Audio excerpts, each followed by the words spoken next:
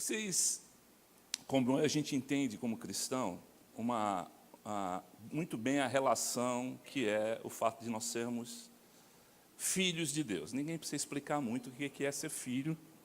Então, filho de Deus é muito fácil a gente entender qual é essa relação, né? Agora, se alguém perguntasse assim, você entende muito bem a sua relação como discípulo de Cristo? Você diria sim?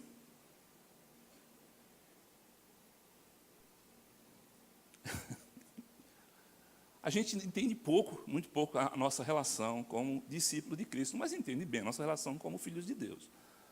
Mas entender a relação como discípulo de Cristo é importantíssimo, para não dizer fundamental, para saber como nos tornarmos, de fato, servos de Cristo, servos do Evangelho, servos no reino de Deus, tá bom? Filhos, aleluia, somos herdeiros, somos todas essas coisas, mas discípulos, somos servos, amém?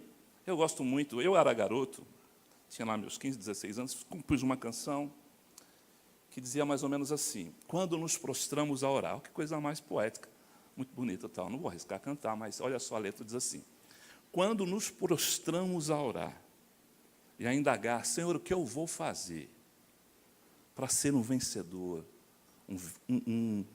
para ser um vencedor, um verdadeiro adorador, um herói da fé, um ungido do Senhor, quando nós nos prostramos a orar, perguntando essas coisas. Aí eu mesmo respondia, a servir, Deus nos tem chamado. Olha que coisa gloriosa. A exemplo do seu servo ideal. Então, há um modelo de Cristo. O Espírito Santo nos chamou para servirmos nesse mundo. Amém? Você tem bastante referências da pessoa de Cristo na sua vida, que as pessoas podem observar você como um servo de Cristo? Eu quero ter. Amém? Você está pronto? Eu quero que você abra comigo em Lucas.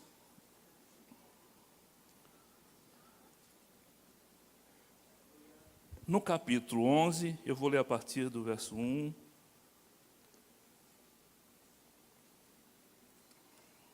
Nós estamos muito perto do Natal, né? Natal é uma festa cristã, mais conhecida festa cristã, do nascimento de Cristo, aleluia, do nosso Senhor. Na cidade de Davi, que é Belém, né, que ficava a 9 quilômetros de Jerusalém. Uma boa viagem, se você quiser ir à cidade de Davi. Né? A gente quer ir muito para Jerusalém, então, mas Belém é bonito também. Lá onde Davi nasceu, cidade do grande rei Davi. Jesus nasceu lá, meu irmão. Pobrezinho numa manjedoura. Na verdade, a família era rica, mas pai era carpinteiro, tinha algumas posses. Mas, por alguma ocasião, Jesus nasceu lá. Tá bom? Eu não sei porque eu falei isso, mas falei. Aleluia. Você está aí bem? Lucas 11, você achou? Diga ao seu irmão, você é um grande discípulo de Cristo. Amém, aleluia. Você está pronto? Nós vamos falar, meus irmãos, sobre desenvolvendo uma vida de oração com o mestre da nova aliança, o Espírito Santo. Essa relação, essa dupla poderosa. O Espírito Santo e você desenvolvendo uma vida de oração, tá bom? De uma feita, ou quer dizer, uma ocasião, estava Jesus orando em certo lugar. Quando terminou, um dos seus discípulos, diga discípulos, lhe pediu, Senhor, ensina-nos a orar, como também João ensinou aos seus discípulos. Diga discípulos de novo. Então, ele lhes ensinou, quando orardes, dizei, Pai, santificado seja o teu nome, venha o teu reino, pão nosso cotidiano nos dá hoje, perdoa os nossos pecados, pois também nós perdoamos todos os que nos devem, não nos deixe cair em tentação, livra-nos do mal. Esse é um acréscimo que está lá no Mateus 6,13, na mesma oração, tem esse acréscimo. Pois teu reino, o poder, a glória, pelos séculos dos séculos. Amém. Pois então Jesus, um dos discípulos de Jesus, falou assim, Senhor, me ensina a orar, porque os apóstolos de João Batista estão ensinando os seus discípulos a orar. Amém? E Jesus começou a ensiná-los dizendo exatamente essas coisas. Meus irmãos, o princípio da nossa relacionamento com Deus é algo que nós conhecemos como novo nascimento, tá bom? Nós nascemos na família de Deus como crianças, como bebezinhos e tal. E você consegue compreender que bebezinho nenhum tem autonomia para viver por si só, para se desenvolver por si só. Crianças precisam de acompanhamento. E quando nós somos tirados do reino das trevas, transportados para o reino do Filho do amor de Deus, que é o reino de Cristo, nós entramos como criancinhas e não sabemos nada, não é? Precisamos ser ensinados. como viver, como orar, como nos comportar. Precisamos de ajuda para tudo. Mas chega um tempo que você acaba sendo emancipado como cristão, como filho maduro, e você sai do berçário para dar lugar a novas criancinhas, aleluia, não é? Que vão chegando, tal. Você sabe que a pessoa pode ter uma vida secular cheia de bons resultados na vida. Ela pode ter sido uma grande formação, ela pode ter ganhado muito dinheiro na vida, pode ter sido algo importante. Mas quando ela vem para o reino de Deus, ela é uma criancinha, ela vai precisar ser ensinada. É engraçado que a história da igreja a gente aprende algo estranho, meus irmãos. Existia, por exemplo, a relação entre senhores e seus escravos. Então, o senhor era dono de tudo e tinha os seus escravos lá. Eles se convertiam e iam os dois para a igreja. E lá eles tinham que se tratar como irmãos, ósculo santo, aleluia. Mas em casa a coisa era diferente. Um era senhor, o outro era escravo, não é? Eles não gostavam de confundir. Mas acontece, meus irmãos, que era possível um escravo, dentro do cristianismo, dentro do corpo de Cristo, se desenvolver tanto intelectualmente, ter um chamado tão glorioso em Deus, se desenvolver, se entregar, se submeter ao Espírito de uma forma que era colocado como pastor, e o senhor dele, que não tinha se desenvolvido tanto, era um membro leigo na igreja. Então, o servo nessa relação ia doutrinar, discipular o seu senhor. Essa é uma relação muito conhecida no cristianismo, né? Existem, meus irmãos, 2 modelos de vida encontradas em Colossenses 2, que Paulo explica, o capítulo todo explica, a respeito de 2 modelos.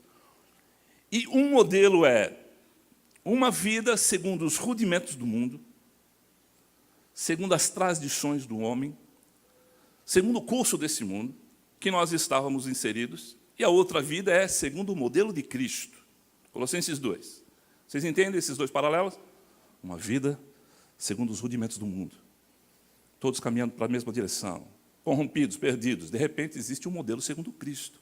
O Espírito Santo vai nos empurrar e vai nos formar a ter o modelo segundo Cristo. Deixar os rudimentos do mundo, as coisas do velho homem, abandonar essas coisas e praticar as coisas segundo o modelo, que é o modelo de Cristo. Eu gosto desse texto de 1 Coríntios 15, 47 e 49, vou ler para vocês. Diz assim: o primeiro homem formado da terra é terreno. Então, os rudimentos do mundo, o primeiro homem formado da terra, terreno, o segundo homem é do céu. Ele diz, como foi o primeiro homem, o terreno, tais também são os homens terrenos. Então, nós tínhamos essa natureza terrena. Então, nós nos conformávamos com este homem terreno.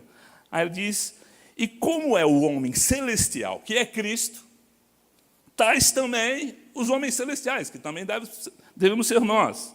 Assim como trouxemos a imagem do que é terreno, devemos também trazer a imagem do homem celestial. Então, Deus quer nos tirar a imagem do homem terreno, tá ok? Cheio de vaidade, de complexos. Vencer isso. Rudimentos do mundo, princípios do mundo, leis humanas, e pegar o modelo de Cristo e nos moldar a Cristo. É tipo um pintor. Desenhar o Alex. Esse nariz horrível aqui. Vou formar os homens segundo um modelo. Amém? Às vezes nós temos... Eu gosto de pessoas que me inspiram a orar, por exemplo. Quando eu leio alguém e essa alguém tem um tipo de perfil, de mensagem que me inspira a orar, eu falei, rapaz, quero ser que nem essa pessoa. Gastar tempo orando. Então a gente acaba chegando perto de pessoas que a gente tem aquelas coisas semelhantes que nos ajudam a ser mais cristãos. Às vezes, as pessoas não nos ajudam tanto, então a gente acaba deixando de lado. Mas aquelas pessoas que nos ajudam a ser cristãos melhores, a gente acaba se aproximando dela. Vocês se compreendem assim? Você sabe que você deve ter sinais de consagração na sua vida espiritual?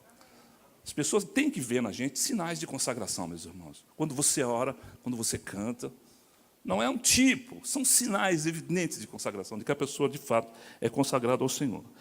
Olha só o trabalho de intercessão. Nós vimos aqui que o trabalho do Espírito Santo é trazermos da imagem do homem terreno, carnal, diabólico, que é a imagem de Adão, para a pessoa da imagem de Cristo, em 1 Coríntios 15, 49. Mas também o trabalho de intercessão do Espírito, em Romanos 8, 27 e 29, diz, aquele que sonda o coração conhece a intenção do Espírito, porque o Espírito intercede pelos santos. Eu fico feliz de saber que o Espírito intercede por mim, de acordo com a vontade de Deus. Olha, aleluia, nós temos um intercessor que gasta tempo dizendo, pastor, Senhor, o Marcelo, olha que coisa gloriosa.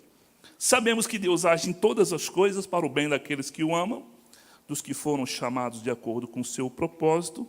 Olha só, pois aqueles que de antemão conheceu, também os predestinou. Nos predestinou para quê? Para sermos conforme a imagem do seu Filho, a fim de que ele seja o primogênito entre muitos irmãos. Então, Jesus é o primeiro de uma lista de irmãos semelhantes, criados à imagem dele. Então, a ideia do discipulado, ela passa por esse conhecimento de nos tornarmos semelhantes a Cristo, à imagem de Cristo. E o Espírito Santo vai nos moldar. Na companhia do Espírito Santo, nós vamos ter essa moldagem. Então, se a gente voltar para o texto, Jesus diz, o discípulo diz, Senhor, ensina-nos a orar. Se a gente pegar essa palavra e destacar essa palavra discípulo, meu irmão, como eu falei, a gente não tem que fazer alguns exercíciozinhos de meditação na palavra para conhecer exatamente o que o Espírito quer que entenda, ou quem que está por trás dessa palavra discípulo, tá bom? A gente não sabe muito bem o que quer dizer, e a gente acabou traduzindo para o português a palavra talmidim, do original talmidim, para discípulo. Melhorou? Não. Ou talmide para discípulo, pessoal, talmidim para discípulos, mas existe uma questão de versões do Velho Testamento, de traduções do Velho Testamento, que não ajuda muito a elucidação da coisa. Amém? Eu, por exemplo, tenho uma versão bíblica, que eu acho que alguns de vocês têm aqui, chamado Revista e Corrigida. Você tem essa versão? Bom, essa versão, eu fiz um trabalho de buscar algumas palavras nessa versão, de um português totalmente fora de uso, que ninguém usa mais.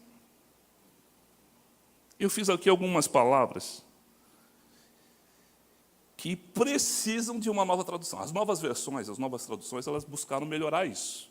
Mas é um trabalho muito difícil. Vocês sabem que existem palavras que não existem mais no hebraico antigo, e que os originais, quando os tradutores pegaram os originais, eles falaram assim, mas o que significa isso aqui? Nem eles sabiam exatamente o que significa. Com o tempo, as traduções foram melhorando, eles foram fazendo uma associação e começaram a ajustar a coisa. Mas ainda existem palavras do original arcaico e hebraico que hoje, nem no hebraico moderno, eles encontram alguma palavra próxima para fazer entender. Existem também no português antigo, da minha mãe, do meu pai, dos meus avós, que não se usam mais hoje. Por exemplo, se eu fosse explicar para você palavras em português arcaico, que está em desuso, na versão revista e corrigida, eu sei que o Puebla tem, aleluia, depois conversa comigo, Puebla, aleluia, eu vou te dar uma versãozinha melhor. Por exemplo, algum jovem aqui sabe o que quer dizer descalabro? Ósculo. Acho que os jovens não sabem o que quer dizer ósculo, aleluia. Ósculo quer dizer beijo, viu, jovens, aleluia, né? Vou oscular a minha esposa, por exemplo, aleluia. A gente não usa mais essa palavra. Outra, jactância, comichão, emulação, são todas palavras bíblicas, meu irmão. Usurpação, corroborar, guisa, aviltar, abrogar, jornaleiro. Jornaleiro não é vendedor de jornal. Jornaleiro é o diarista, que trabalha um dia, uma jornada de um dia. Dormitar, borrachice, escarnecer, escumar, impudicícia.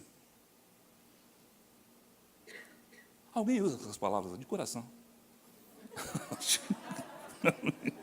Olha o texto da versão revista e corrigida de Efésios 5:4. Prepare-se, meus irmãos.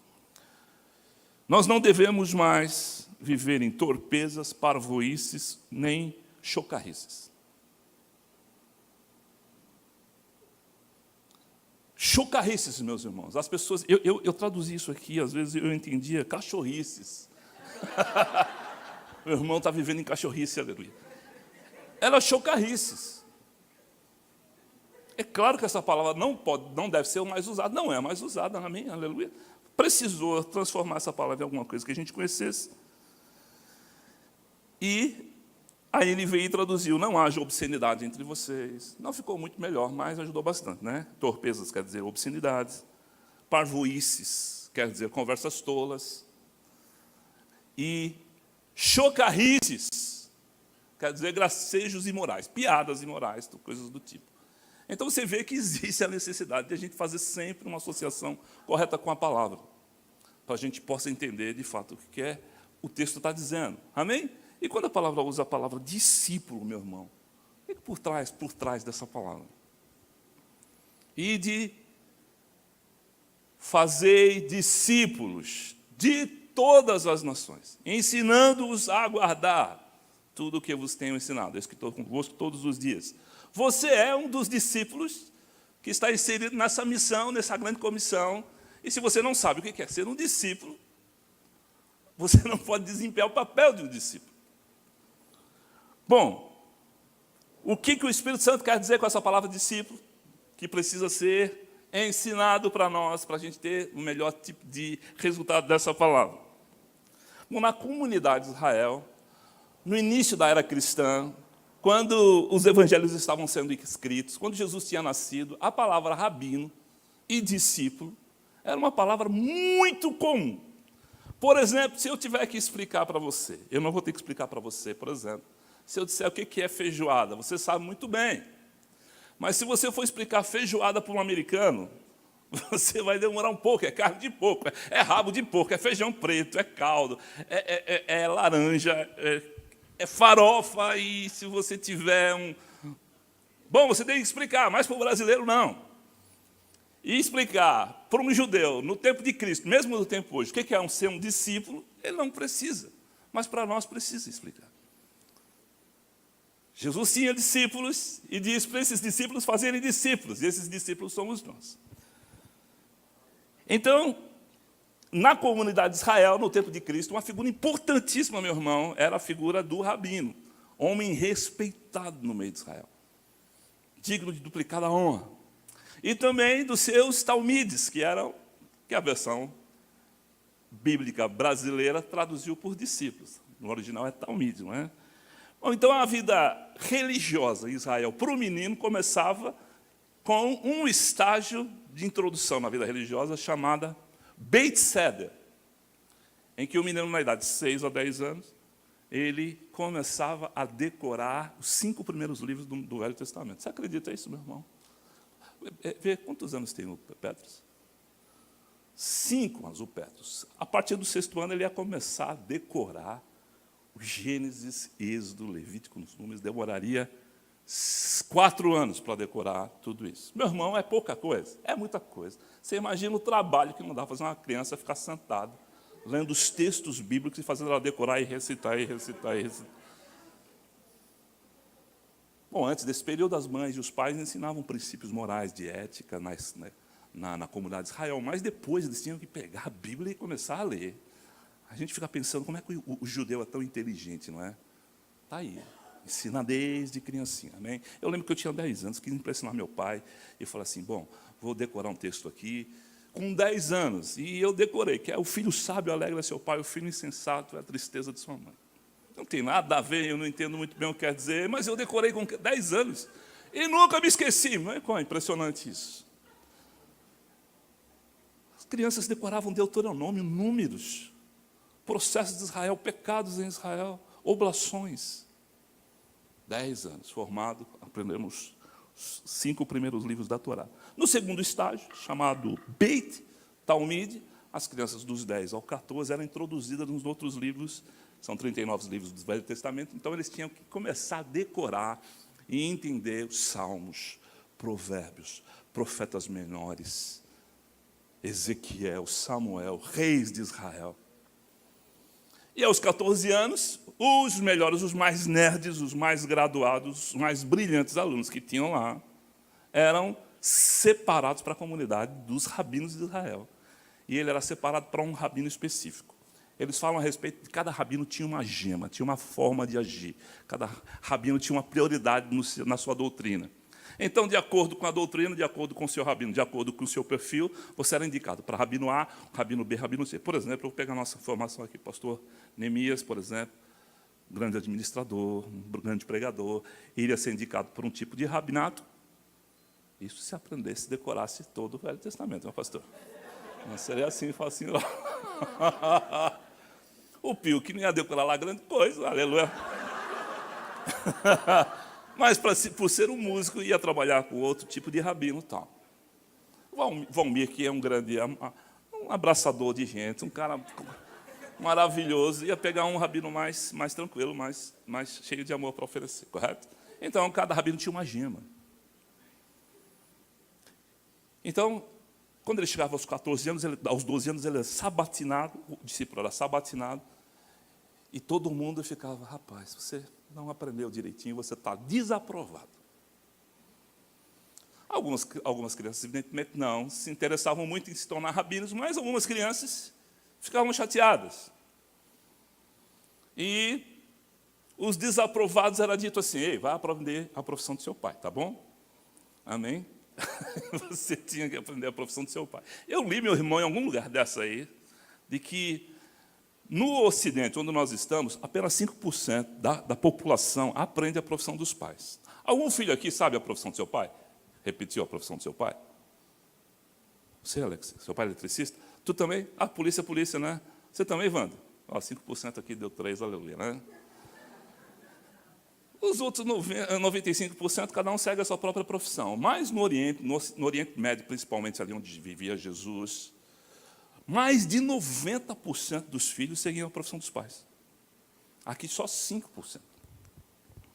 Então, se você era desaprovado como discípulo, filho, vai aprender a profissão do seu pai, tá bom?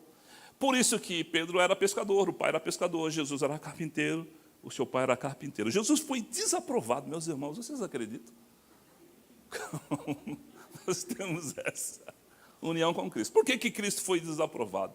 Você sabe que aos 12 anos ele foi sabatinado, né? Eu tenho, com certeza, a minha própria versão do que porque Jesus foi desaprovado e foi aprender a profissão dos pais. É porque Jesus era um grande questionador. Jesus tem um texto, uma frase dele, que ele diz assim, o que está escrito na lei? E como é que você interpreta o que está escrito? Você imagina um menino de 12 anos, Verusca, você está errada, minha filha. Não é bem assim. Pastor, você está errado. Olha aqui, pastor. Não é assim que está escrito. Você está interpretando errado os textos. Imagina os fariseus, os mestres da lei, os doutores da lei, ouvindo Jesus nessa batalha dele desde criança. Moleque, vá tomar conta da função do seu pai, vai para lá. Mas os mais aprovados, eles eram selecionados para serem rabinos em Israel. E eles saíam lá, todos netos, todos felizes da vida. E cada um ia seguir um rabino. Na verdade, o rabino também escolhia o seu próprio mestre. Então, são essas fases, meus irmãos. Quando acontecia isso, de você ser escolhido por um rabino, acontecia algo maravilhoso. O desejo de um aluno de ser exatamente como o seu mestre era. Eles não queriam apenas ouvir e aprender com o seu mestre. Eles queriam ser como o mestre. Existe um ditado que é comum se dizer entre os rabinos de Israel, que era assim, acompanhe de perto o seu mestre, para que a poeira dos seus pés cubra você na caminhada. Ou seja, você deve acompanhar tão de perto o seu rabino, que a poeira dos pés dele vai cobrir você. Você deve ouvir. Mas a questão principal era imitar o mestre. Querer ser como o mestre. Existe um texto que fala exatamente disso. Está em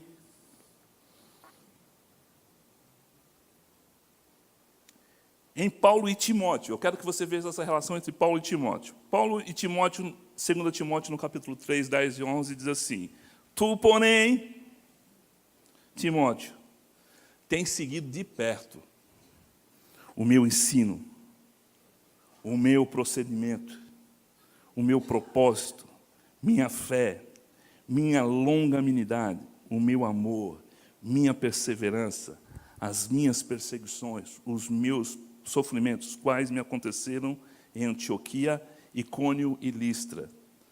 E no versículo 3, 14, 17 diz, tu, porém, permanece naquilo que você aprendeu. Timóteo estava aprendendo com Paulo. E de que fostes inteirados, sabendo de quem o aprendestes e que desde a infância sabes as sagradas letras, que pode tornar-te sábio para a salvação, pela fé em Cristo. Por isso que ele diz, toda a Escritura é inspirada, útil para o ensino, para a repreensão, para a correção e educação na justiça, a fim de que o homem de Deus seja perfeito e perfeitamente habilitado para toda a boa obra. Veja só, Paulo tinha Timóteo como seu discípulo e disse que Timóteo estava acompanhando-o de perto. E desde criança Timóteo sabia das Sagradas Letras. Olha só, meus irmãos, desde a infância você sabe as Sagradas Letras. Em João 7, 14, 17, eu vou mostrar como que Jesus foi rejeitado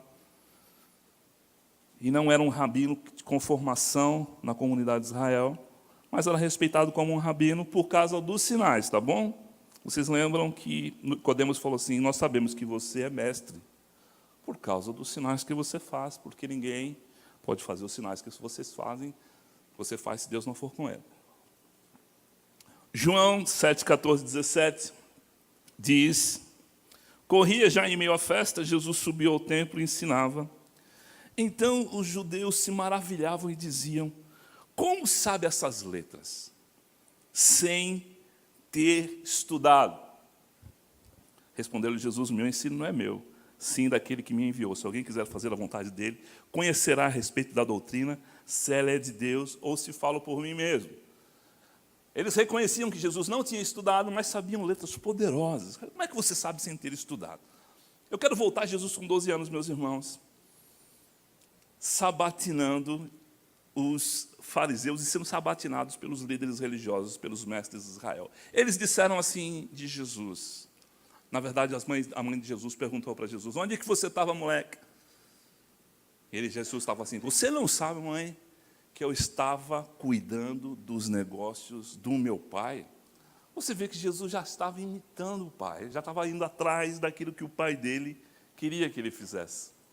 Então, essa relação, meu irmão, de discípulo e Senhor e Mestre que nós temos em relação ao Espírito Santo, que nós temos em relação a Cristo, é buscar imitar a Cristo. É isso que o discípulo faz. Amém? Um discípulo não resiste ao seu mestre.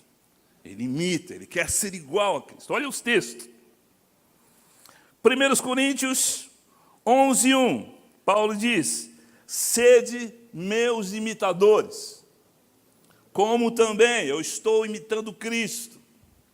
Filipenses 3, 17, 18. Irmãos, sede imitadores meus. Observai os que andam segundo o modelo que você tendes em nós. Pois muitos andam entre nós, os quais repetidas vezes eu vos dizia, e agora vos digo até chorando, são inimigos da cruz de Cristo. Ele está dizendo, não pegue esse modelo não, segue o modelo que vocês têm em nós. Pais, vocês podem dizer aos seus filhos, segue o modelo que eu tenho, que você tem em mim, ou você pode dizer ao seu filho, faça o que eu mando, não faça o que eu faço.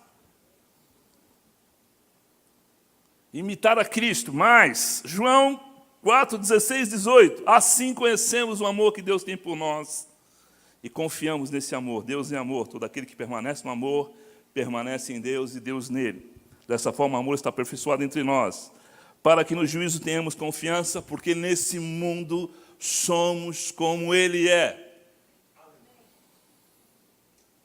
As pessoas têm que ver em nós Cristo. Os discípulos eram confundidos com Cristo, sabiam que eles andavam com Cristo, e dizendo, vocês andam como eles, vocês falam como eles. Isso é ser discípulo, imitar o mestre, aprender com o mestre, fazer o que ele manda. João 13, 35. Nisto conhecerão que vocês são meus discípulos, meus talmides, se tiver amor uns pelos outros. Eu acho que Jesus resumiu o que ele gostaria de ter, a gema de Jesus, o ministério de Cristo, em relação aos seus discípulos, aquilo que ele queria ensinar. Se vocês se amarem uns aos outros, saberão que vocês são meus discípulos. Você já teve a experiência, meu irmão, eu quero contar uma experiência que eu tive. Eu não fiz o que fiz para ser reconhecido como discípulo de Cristo, nem como cristão, mas acabei sendo reconhecido sem querer. Uma vez, eu estava trabalhando, e eu trabalhava num quartel, e a gente tinha hora no nosso rancho, sempre sobrava algumas refeições, eu guardava e tal. E uma vez eu vi passando uma família, chamei eles, falei assim, vocês não querem comer? Era uma família, pai, mãe, várias crianças, carregando algumas coisas, um cachorro, arrastando um cachorro, aleluia, né? E eu coloquei aquelas pessoas para dentro do quartel, não devia ter feito isso, acabei colocando aleluia e tal, né? E preparei a mesa para eles. De repente, não sei porque eu soltei lá um texto bíblico, aleluia. E as pessoas, elas me disseram, eu sabia que você era cristão. Só porque eu fiz isso, meu pai. Essa relação de amor mostra cristianismo puro. E se você é um talmidim, se nós somos talmidins de Cristo, imitar a Cristo é tudo que nós temos que fazer. Uma comunidade de pessoas que imitam a Cristo. Schlepp! Bate aqui. Ajudar os outros. Vocês gostam? Eu gosto muito do exemplo do bom samaritano. Nem era com ele, estava no caminho, encontrou alguém abandonado na rua, parou, tratou, cuidou dele, os outros passaram de largo. Jesus disse, após lavar os pés dos discípulos, vocês viram o exemplo que eu dei? Sim. Vão, façam o mesmo. Se você quer ser identificado com Cristo, meu irmão, é serviço. É amor. E o Espírito Santo quer que você seja formado, inicia todo o trabalho do Espírito, o ministério do Espírito Santo. Aleluia. E você está resistindo ou você está cedendo ao Espírito Santo para que ele se transforme você na pessoa de Cristo? Eu quero e preciso. Isso inclui você ter sinais de consagração na sua vida. E colocar a disponibilidade de ser mais parecido com Cristo a cada dia. Amém? Evitar erros absurdos nos relacionamentos. Tem mais. Nisto é glorificado o meu Pai, em que vocês deem muitos frutos. Assim vocês se tornarão meus discípulos. Às vezes eu fico pensando nisso e fico imaginando, será que não tem muita gente enganada no meio cristão, não? O que vocês acham, meus irmãos? Eu acho que as pessoas não compreendem que elas são discípulos de Cristo. Elas se acham num relacionamento tranquilo com Deus, mas serviço zero. Amor zero. Amor é um acessório que ela carrega. De alguma forma. Mas relacionamento verdadeiro de amor, para se parecer com Cristo, de ser igual ao seu mestre, ter essa ambição de ser igual a Cristo, zero. Eu preciso viver para que meu Senhor seja glorificado, dando fruto, imitando a Cristo. Se você pegar o Sermão das Montanhas, tem várias coisas que são ensinadas lá. E ele diz que todas essas coisas são feitas ao modelo de Cristo. Eu gosto de entender que existe um modelo pelo qual nós podemos ser nos conformados. O Espírito Santo está nos insistindo para que nós andemos nesse modelo. Amém? Eu não estou dizendo personalidade, não. Personalidade, cada um tem uma, correto? Tem gente que é mais bravinho, aleluia. Você conhece gente mais bravinha, né? Que é mais firme e tal. Pedro era mais bravinho do que João. João era mais amoroso e tal, né? Jesus sabia disso. Pedro, meu irmão, arrancou a orelha de um cara. Vê se Jesus faria isso. Claro que não, não é? Uma ocasião de Pedro, que é um discípulo de Cristo, e foi um discipulado de 3 anos, um discipulado curto, né? Teve uma ocasião, Pedro e Tiago, na verdade, eles estavam indo em direção a Jerusalém, eles estavam lá em Nazaré lá em cima, no norte, né? Eles iam descer lá para baixo, para Jerusalém, mas eles tinham que passar por uma região de Samaria. E as pessoas viram, os samaritanos não se davam com os judeus, eles viram que eles eram judeus, e eles não queriam que os judeus passassem por lá. E, peraí, como é que é? Não posso passar por aqui, sou judeu, aleluia, eu vou falar com Jesus. Aí ele falou falar com Jesus, né? Ele falou, mestre, você sabia que os samaritanos não querem saber do senhor lá? Quer que a gente coloque umas bombas? Que a gente desça fogo do céu? Se eu quer, eu faço isso, aleluia. Ele falou, vocês não sabem que espírito vocês pertencem. Não. Todo o modelo daquilo que Cristo é o modelo que nós temos que fazer, buscar e aperfeiçoar. Vou ler mais um texto para vocês. Jesus falando com seus discípulos. Discípulos, o que são, meus irmãos? Imitadores, aqueles que aprendem com Cristo para se tornar o mesmo modelo de Cristo. Amém? O Espírito Santo me ensina a orar. Não é feio falar isso. Eu falo, meu irmão. Não é que eu não sei, mas existem situações que eu não sei orar. E eu me relaciono com o Espírito Santo. Hoje, com o Espírito Santo, eu quero exatamente dizer que você vai entender isso. Em João 14 diz assim: em verdade vos digo que aquele que crê em mim fará também as mesmas obras que eu faço. Olha isso, meu irmão, um sinal, um indicativo de que você, de fato, é um discípulo de Cristo. Outras maiores farás, porque eu vou para junto do meu Pai, tudo quanto você me pedir em meu nome. Você está falando com seus discípulos. Farei a fim de que o Pai seja glorificado no Filho. Se vocês me amam, vocês guardarão meus mandamentos. E eu vou rogar ao Pai, Ele vai dar outro Consolador. Jesus está falando que vai ser substituído. Amém? Ia chegar outro Consolador que viria quem era? O Espírito Santo. Os discípulos gostaram disso? Não, eles já estavam 3 anos acostumados com aquele mestre, escolhido pelo aquele mestre. E ele diz: mas este outro Consolador vai estar convosco para sempre. Seja sincero comigo, meu irmão, há no seu coração uma relação de você, de proximidade do Espírito Santo com você todos os dias. A gente fala isso de uma forma bem poética, mas de fato, é verdade, a gente precisa reconhecer isso. O Espírito da verdade que o mundo não pode conhecer, não vê, não conhece esse Espírito, mas vocês conheçam, porque Ele habita convosco, também estará dentro de vocês. Quem não me ama, não guarda as minhas palavras. As palavras que estão vindo não é minha, mas o meu Pai. Isso vos tenho dito, estando ainda convosco. O Consolador, o Espírito Santo, a quem o Pai enviará em meu nome, é esse que vai ensinar a vocês todas as coisas. O que você precisa saber e a quem você deve perguntar como discípulo de Cristo é a pessoa do Espírito Santo. Amém, meu irmão? E depois que eu aprendi isso, meu irmão, eu mudei muito o meu relacionamento cristão em relação à pessoa do Espírito Santo. Eu não tenho muitas ambições, não. E sou uma pessoa que estou desenvolvendo um ouvido melhor e aprendendo a ter um nível maior de submissão à voz do Espírito Santo. Se o Espírito Santo não quer, não vai ser feito. Se o Espírito Santo quer, vai ser feito. Vocês lembram que o desejo do discípulo era seguir bem de pertinho o seu mestre. Essa função, meus irmãos, é transferida para nós hoje. Seguir ao Espírito Santo bem de pertinho. Diz em João 16, tenho muito a lhes dizer, mas vocês não podem suportar agora. Existem coisas que os discípulos precisariam aprender, que eles não poderiam suportar naquele momento, mas ele diz, quando vier o Espírito da verdade, Ele vai guiar vocês a toda a verdade. Ele não vai falar de si mesmo, falará apenas aquilo que ouvir, e lhes anunciará o que está por vir. Eu acho que a igreja perde muito em desprezando a pessoa do Espírito Santo, colocando ela de lado.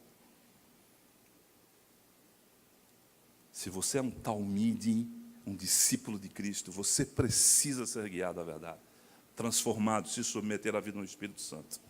Amém? Diz, vocês recebendo o Espírito que vos escravize para novamente temerem, mas recebendo o Espírito que adota como filhos, por meio do qual clamamos Abba Pai. O Espírito Santo testemunha ao nosso espírito que somos filhos de Deus. Se somos filhos, somos herdeiros e co-herdeiros com Deus. Se de fato participamos de seus sofrimentos, para que também participemos da sua glória. Então, hoje, a figura do Espírito Santo é a figura do nosso mestre, nosso guia a toda a verdade. Amém? Se você entender você na figura de um discípulo de Cristo, saiba que você deve ser discipulado pelo Espírito de Cristo. Como? Buscando um relacionamento de observância dele. A palavra de Deus fala que nós podemos resistir ao Espírito Santo, que nós podemos entristecer ao Espírito Santo, que nós podemos negar ao Espírito Santo. Agora eu quero que você entenda a seguinte relação. É possível alguém ser discípulo de alguém e resistir e negar as suas ordens? Eu sou discípulo do Espírito Santo. Marcelo, faça isso. Não. Sou um discípulo, faça isso. Não faço. Nego você, Espírito Santo. Não dou ouvidos às suas vozes. Não quero saber o que você está dizendo. Discípulo de Cristo, meu irmão, para ganhar, vencer o mundo, desenvolver a sua fé, se tornar um grande cristão, é preciso submissão diária à vida no Espírito. Amém? Você quer reconhecer isso na sua vida? Você precisa reconhecer urgentemente na sua vida, meu irmão. Às vezes eu até mudo a minha forma de ouvir certas canções. Eu fico buscando essa questão, se existe esse relacionamento preciso entre o serviço que nós prestamos a Cristo ou só um desejo de recebermos promessas de Deus. Acho que a maioria de vocês aqui, e eu também, para mim também, é muito bom saber que nós já passamos da fase de achar que nós só não estamos na fé cristã para recebermos os benefícios de Deus. Me dá, me dá, me dá. Que isso? Você é discípulo ou você é meu Senhor? Me dá, me dá, me dá, Deus, me dá, me dá. Eu não tenho problemas, e nós estamos, os mais maduros vão entender, as pessoas que estão entrando na fé agora, que precisam ser ajudadas. Marcelo, me ajuda em oração, eu preciso receber isso da parte de Deus. Não tem problema nenhum, mas se você é um discípulo de Cristo, você já está mais madurinho, você precisa mudar a postura e abandonar todo tipo de carnalidade, de imoralidade sexual, de falta de santidade na sua vida e adotar o fato de que você é um discípulo, um representante, um imitador de Cristo, e as pessoas vão reconhecê-lo como filho de Deus, como discípulo de Cristo, quando vê esses sinais na sua vida. Zíper na boca para falar mal, mas abra a boca para abençoar. Eu gosto de Jesus. Senhor, a minha filha está totalmente enferma. Vou lá. Jesus estava na vida para ajudar pessoas, meus irmãos. Nós entramos nessa fase, nessa mesma perspectiva de ministério de Cristo na terra. Tal como ele é, somos nós também nesse mundo. Amém? Você gostaria muito de ser visto como de fato um discípulo de Cristo, meu irmão? O que você está fazendo para chegar a esse ponto? O que eu estou dizendo e vou voltar a dizer: envolvimento com a pessoa do Espírito Santo. Meu Deus, moradas de Deus em Espírito. O Espírito pode ser resistido, como eu falei, mas pode ser amplamente obedecido. Eu gosto de quando o Espírito vem morar em você, como Jesus disse, ele está no meio de vós, mas ele vai morar em vocês. Ele trouxe uma oração específica da sua parte. Quando você dá voz a isso, essa oração, o seu Espírito vai se fortalecendo num jeito. E a sua vida vai entrando nos eixos de uma vida com Deus. E eu acho, meu irmão, eu tenho para mim que Jesus orava em outras línguas. O que é que vocês pensam? É uma suposição. Mas eu acredito que Jesus orava em outras línguas. Eu gosto de ver também essa submissão que o Espírito tinha, que Jesus tinha ao Espírito. Hoje é a nossa vez. Eu vou confessar, meus irmãos, um dos textos que eu mais gosto é Filipenses, quando ele diz assim. Olha o que Paulo diz. Ele diz: eu estou convencido. Outras versões dizem: eu estou plenamente certo que aquele que começou uma boa obra na sua vida vai aperfeiçoá-la. Parece que ele tirou toda a responsabilidade nossa de nos aperfeiçoar nós mesmos, porque é o Espírito quem vai nos guiar a toda a verdade. Vem por aqui. Se você não resistir ao Espírito, você vai se tornar, de fato, um talmide de Cristo. Vocês lembram a grande comissão? Eu vou repetir, ele fala assim: vá a todas as nações, faça lá discípulos, ensine a guardar todas as coisas que eu vos tenho dito. Eis que estou convosco todos os dias, até a consumação dos séculos. Deixa eu falar, meus irmãos, um pouquinho sobre a vida de oração. Eu tenho projetos para orar mais. E quando eu falo em oração, meu irmão, eu não falo somente na arte de dizer coisas a Deus. Essa oração do Pai Nosso, ela diz: Pai Nosso que estás nos céus, santificado seja o seu nome. Sabe o que está por trás disso? Ele estava dizendo: Senhor, que a minha vida santifique de fato o teu nome. Santificado seja o teu nome. Por que Jesus disse isso, meus irmãos? Vocês sabem que um dos profetas de Israel, chamado Ezequiel, lá no Velho Testamento, ele traz uma profecia muito severa de Deus falando com o povo de Israel, dizendo assim, eu não gostaria de ouvir isso, mas Israel ouviu isso da parte de Deus. Ele diz assim: vocês profanaram o meu nome entre as nações. Está dizendo de Israel. Israel profanou o meu nome. As pessoas perderam o temor de mim por causa do comportamento de vocês. E quando Jesus nos ensina a orar, ele diz: Pai, santificado seja o teu nome. Ele diz, venha o teu reino, tua vontade seja feita aqui, como é feita no céu. Eu gosto dessa submissão absoluta ao Espírito Santo de Deus. Pai Santo, teu nome, teu reino, tua vontade. Pai nosso que estás no céu, santificado seja o teu nome. Que a minha vida santifique ao Senhor. É o que Quilan cantava. Que minha vida cante a ti. Depois ele diz, teu nome, teu reino, tua vontade. Reino de Deus, onde Deus reina, meu irmão, evidentemente, onde Satanás não tem, nem serve, né, pastor? Como o pastor sempre diz. Nem de garçom Satanás entra lá. Reino de Deus são ordens de Deus. Amém? Nós temos um reino inaugurado, quando Jesus veio inaugurar o reino de Deus. Depois ele fala, seja feita a tua vontade. Aí ele diz, o pão nosso nos dá hoje. Meu irmão, é uma questão de tão intimidade entre um senhor e um talmide e um mestre, que o talmide ele era alimentado pelo Senhor, pelo seu Senhor. Mestre, me dê o meu pão.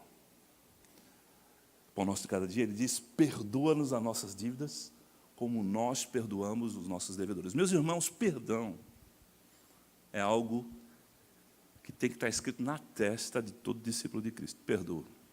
Quantas vezes? 70 vezes 7. Se você não perdoar, de fato, você não é discípulo de Cristo. Eu vou dizer, meu irmão, que é daquelas coisas que a gente nem discute. Você acha que eu devo perdoar, Marcelo? Eu não vou nem discutir com você. É óbvio. Não tem nem o que conversar. Perdoa as nossas dívidas, como nós temos perdoado aqueles que nos têm ofendido. Aí ele diz, Espírito Santo, não me deixe cair em tentação, livra-nos do mal.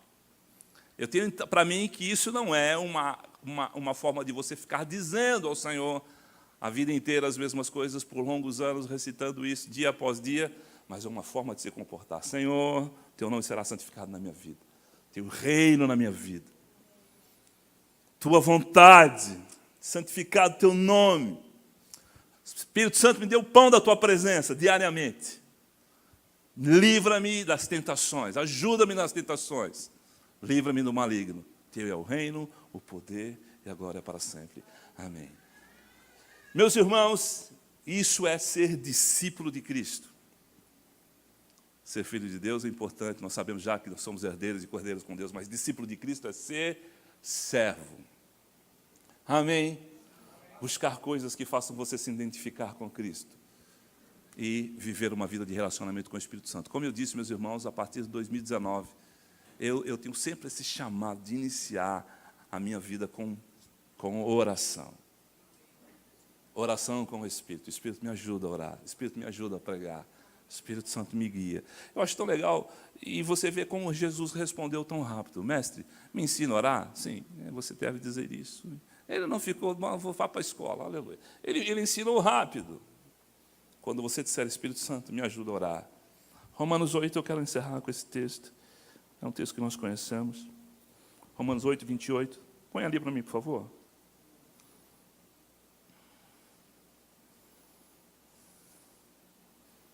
Você é um discípulo de Cristo? Amém. As pessoas vão ver se você...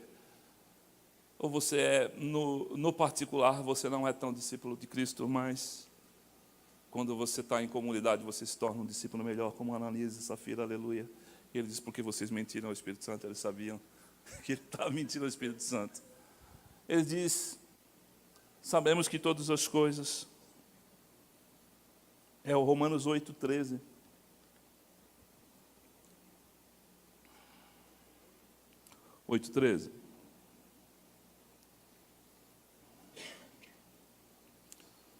É 26, viu, meu irmão?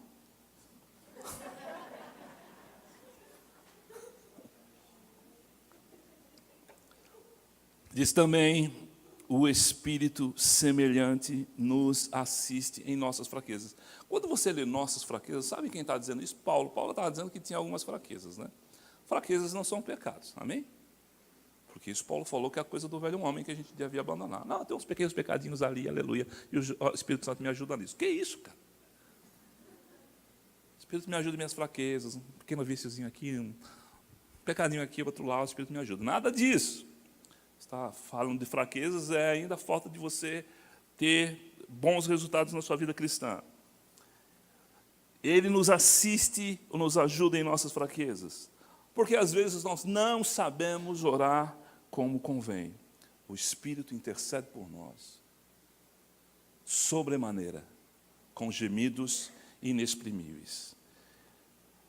Paulo está dizendo que às vezes ele não sabe orar como convém, e nessa hora o Espírito Santo o assiste com gemidos inexprimíveis. Eu não sei como a gente pode dar errado com tantos recursos espirituais da trindade, da eternidade envolvidas na nossa vida, meu irmão. Como é que você pode viver uma vida de tristeza, de derrota, de falta de resultados na sua vida, com tantos recursos oferecidos a você na sua vida? E eu estou querendo convidar você para a gente fazer um grande compromisso de avançar na nossa vida de submissão ao Espírito em 2019. Amém. O pastor tem entendido que os nossos projetos são os projetos do Espírito Santo. Que o Espírito Santo quer nos levar. O Espírito Santo não diz, escolha aí o que você quer, eu te ajudo. Não. Jesus nunca disse isso aos seus discípulos. O que o Espírito Santo quer? É o que eu desejo fazer em 2019. A gente é muito rápido em fazer compromissos com Deus e compromissos com a nossa vida, de melhorar algum aspecto da nossa vida que nós temos falhado. Mas, quando a gente é rápido também abandonar esses projetos. Se a gente entender que devemos orar mais, ajudado pelo Espírito Santo, criar grandes ambientes onde o Espírito Santo vai nos ajudar, nossas fraquezas, com certeza nós vamos nos tornar talmides melhores de Cristo Jesus. Amém? Eu não quero chegar diante de Deus um dia e, Marcelo, cadê os seus frutos? Não, sei, Senhor, eu estava aguardando o Senhor fazer alguma coisa. Quero viver uma vida de oração, de entrega, de observância dos mandamentos de Cristo. O Espírito Santo vai dizer, dá a outra face, Marcelo, tenho que fazer, Senhor. E nós podemos orar mais, meu irmão, ajudados pelo Espírito Santo. Eu gosto dessa questão, de você orar em outras línguas, orar com entendimento sobre a orientação do Espírito Santo. Tudo o que você precisa fazer é pedir, Espírito Santo, me ajuda. Eu acho que Ele está aguardando você dizer isso. E você rapidamente faz o ajuste na sua vida, parte para outros desafios maiores. Abandona as coisas que ficaram para trás. Às vezes você fica tanto tempo tentando solucionar um problema que já não tem mais solução. Compartilhe com o Espírito Santo, lança sobre o Espírito Santo ansiedades, e Ele vai cuidar de você. Amém? Eu quero ajudá-lo, meu irmão, em 2019, a igreja quer ajudar você a desenvolver uma vida melhor com o Espírito Santo e a termos cultos poderosos em Deus a serviço de Cristo. Amém? Vamos orar ao Espírito Santo agora e pedir que Ele nos ajude. Feche os seus olhos. Espírito Santo,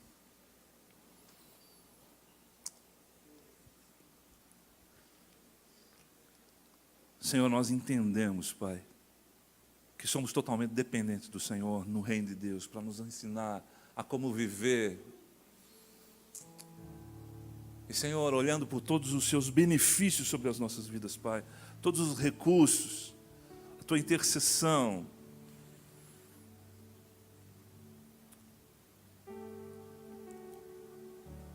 nós precisamos, Pai, abandonar fraquezas da nossa vida, Pai.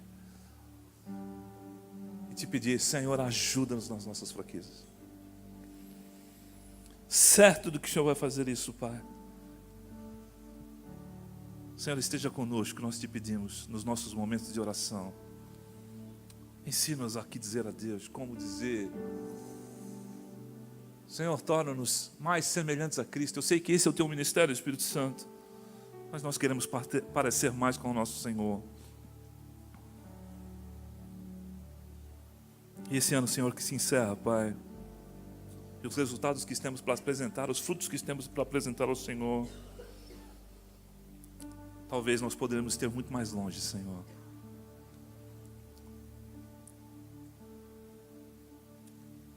Pai, nós lembramos que nós podemos, como disse o profeta, Senhor, uma voz, ouvir a voz do Espírito por trás de nós dizendo, esse é o caminho, Andai nele, Pai. Nós podemos andar no caminho, Senhor. Sermos guiados a toda a verdade. Eu lembro do salmista Davi dizendo: ainda que o Senhor me faça andar no vale da sombra da morte, eu não vou temer, porque Tu estás comigo. Oh, Espírito Santo, o Senhor está conosco, Pai.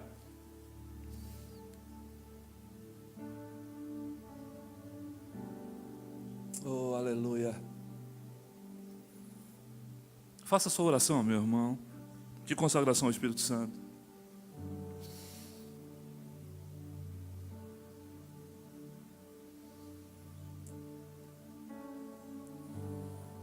Ajuda-nos a ter melhores resultados, Pai, melhores frutos. Ajuda-nos a compreender, ajuda-nos a ouvi-lo, Senhor. Espírito Santo, Espírito do Senhor, Espírito eterno, Espírito de Cristo. Senhor, está nos aperfeiçoando, Pai.